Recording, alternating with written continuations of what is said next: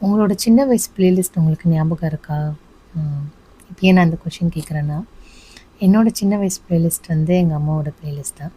எங்க அம்மாவோட பிளேலிஸ்ட்ல வந்து நெறைய ராஜா சார் சாங்ஸ் இருக்கும். அதுலயும் அதிகமா ஏசுதாஸ் சார் பாடுன சாங்ஸ் வந்து ரொம்ப ஜாஸ்தியா இருக்கும். அண்ட் அந்த சாங்ஸ் எல்லாமே எனக்கு ரொம்ப மெமரபிளானது, மறக்க முடியாத ஒரு சாங்ஸ். பட் அந்த சாங் எல்லாம் என்ன எமோஷன வந்து கேரி பண்ணியிருக்கும்னா, சோகமா இருக்கும். ரொம்ப சோகமா இருக்கும். அம்மா, அப்பா இல்லாம பாடுற குழந்த பாடுற பாட்டு, ரிலேஷன்ஷிப்ல ஃபெயிலியரா இருக்கிறது, லைஃப்லயே ஃபெயிலியரா இருக்கிறது, இந்த மாரி சாங்ஸே கேட்பேன். அம் அதில அப்போ வந்து அத பத்தி எந்த நாலேஜுமே இல்ல. அப்போ வந்து சாங்ஸ் தான் பிடிக்கும். மியூசிக்னாலே பிடிக்கும். நெறைய சாங்ஸ் கேட்குறோம்.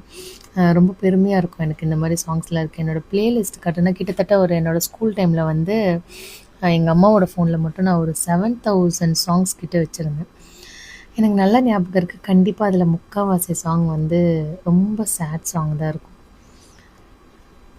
இப்போ ஏன் இத பத்தி நான் ஏன் பேசுறேன் அப்டின்னா, அந்த டைம் என்னோட லைஃப்லயே ரொம்ப டஃபஸ்ட் ஃபேஸ் வந்து அந்த டைம் தான்.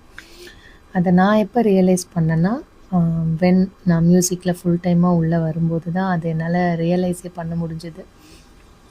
ஸோ உங்களோட பிளேலிஸ்ட்ட எப்பயுமே செக் பண்ணுங்க.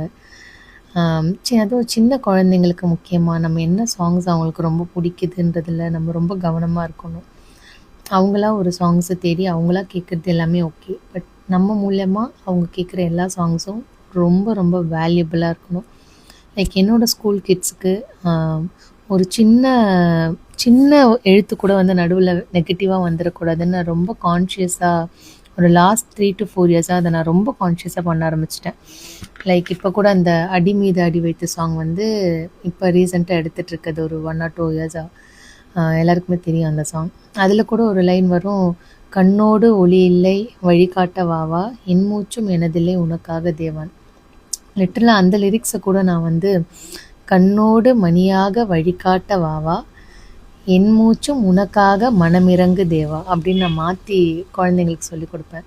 பிகாஸ் ஏன்னா கிட்ஸோட எமோஷன் வந்து ஹைலி பவர்ஃபுல். ஏன்னா அவங்களோட ரொம்ப அவேரா பர்ட்டிகுலரா அவங்க வந்து அந்த வேர்ட் சொல்றாங்கன்னா, அவங்க அந்த மீனிங்கோட தான் சொல்லுவாங்க. அத அவங்க நம்மகிட்ட இருந்து தான் கத்துக்கிறாங்க. ஸோ உங்க குழந்தைங்க என்ன பாடுறாங்க அப்படின்றத கொஞ்சம் கவனிங்க. நீங்க குழந்தையா இருந்தப்ப என்னென்ன பாடுனீங்கன்னு நீங்க கொஞ்சம் யோசிச்சு பாருங்க. Thank you.